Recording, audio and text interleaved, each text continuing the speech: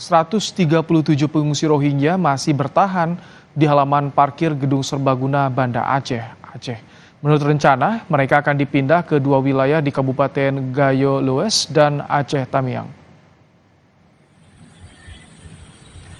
Polisi dan Satpol PP Banda Aceh terus berjaga di lokasi untuk mencegah pengungsi kabur. Sebelumnya UNHCR, AYOM, dan pemerintah Aceh merencanakan lokasi relokasi pengungsi di dua wilayah, yaitu Kabupaten Gayo Lues dan Aceh Tamiang. Para pengungsi akan ditempatkan di pengungsi yang jauh dari permukiman warga, serta mempersiapkan fasilitas yang layak untuk mereka.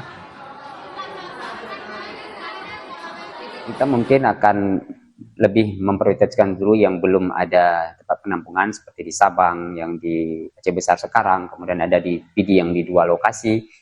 Sementara untuk yang di Minaraya sama di ex-imigrasi itu juga sebenarnya sudah over capacity, hanya prosesnya kalau ketika memang tempat sudah ada, penyiapan tempat juga sudah maksimal, itu akan kita lakukan pemindahan secara bertahap.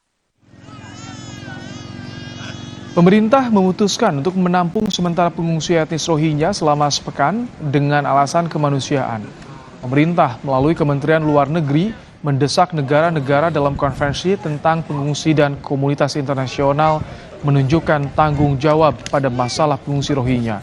Indonesia juga meminta anggota PBB yang menangani masalah kejahatan transnasional lebih aktif menangani pengungsi Rohingya.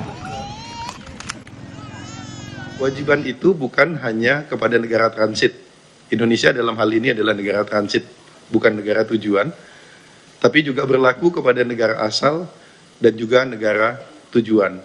Karena itu, kita mendorong semua negara pihak pada konvensi PBB mengenai penyelundupan,